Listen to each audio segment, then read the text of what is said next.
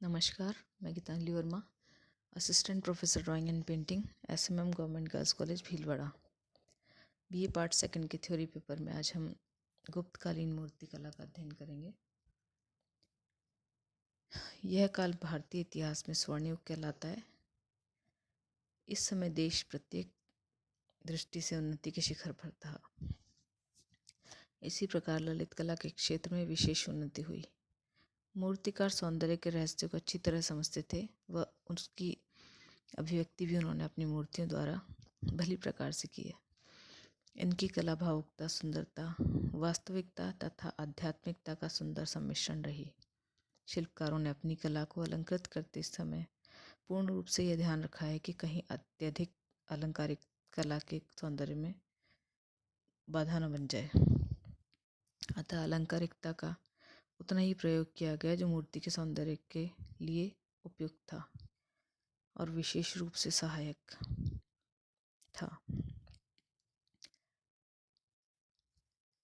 शिल्पकारों ने अलंकारिकता को मुख्यता प्रदान कर मूर्ति के वास्तविक सौंदर्य की अवहेलना नहीं की। जहाँ तक खोज का विषय है, अभी तक ऐसा कोई गुप्तकालीन मंदिर नहीं मिला है जिसमें उच्च कोटि की कला रचना संग्रहित न की गई हो या उसे तत्कालीन समय के आदर्श उदाहरणों के रूप में सम्मान प्राप्त न हुआ हो। इस काल में भगवान बुद्ध की कई महत्वपूर्ण मूर्तियाँ मिली हैं, जिनमें सारनाथ के बुद्ध की मूर्ति है। इस मूर्ति में बुद्ध पद्मासन लगाए बैठे हैं। प्रतिमा को देखने से ही बुद्ध की गंभीरता और अपूर्व शांति और कोमलता का बोध होता है। यद्यपि प्रतिमा के प्रत्येक अंग से सुकुमारता दिखाई देती है, तब भी उसमें सांसारिक जड़ता का लेश मात्र भी स्पर्श नहीं है। एक अन्य मूर्ति मथुरा की खड़े हुए बुद्ध की मूर्ति है।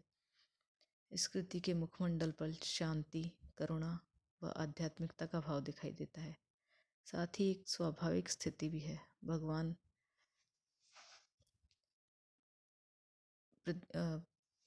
निशंक प्रदीप की भांति खड़े हैं, किंतु उनके शरीर में कहीं भी जड़बंदी नहीं है। उनके वस्त्रों की सलें लयपूर्ण ढंग से दर्शाई गई हैं। एक महत्वपूर्ण मूर्ति जो कि गुप्तकालीन मूर्तियों में से एक है, यह सुल्तानगंज की से प्राप्त भागलपुर जिले से प्राप्त हुई। यह 7.5 फीट ऊंची है। इस मूर्ति के मुखमंडल पर अपार शांति का भाव है। यह ताम्र में निर्मित है। समुद्र की तरह महान और गंभीरता से पूर्ण एक लोकोत्तर पुरुष के रूप में प्रतिष्ठित है, जिसका दायां हाथ अभय मुद्रा में बनाया गया है। मुखमंडल पर अपूर्व शांति और करुणा विराजमान है।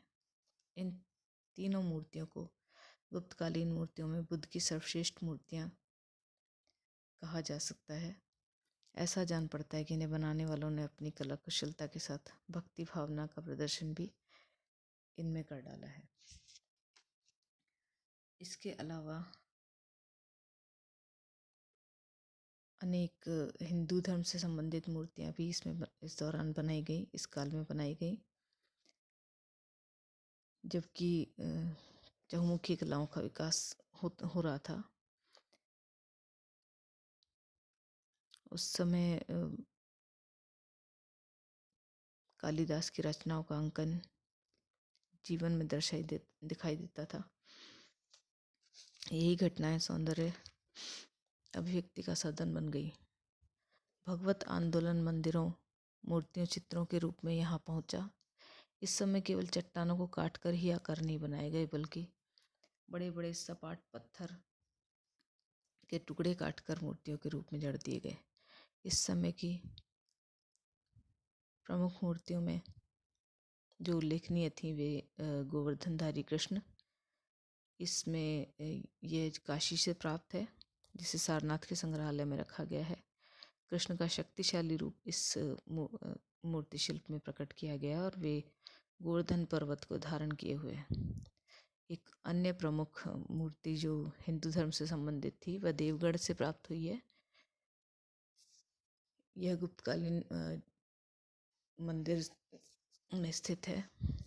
इसकी बाहरी दीवार पर 3 दृश्य चित्रित हैं।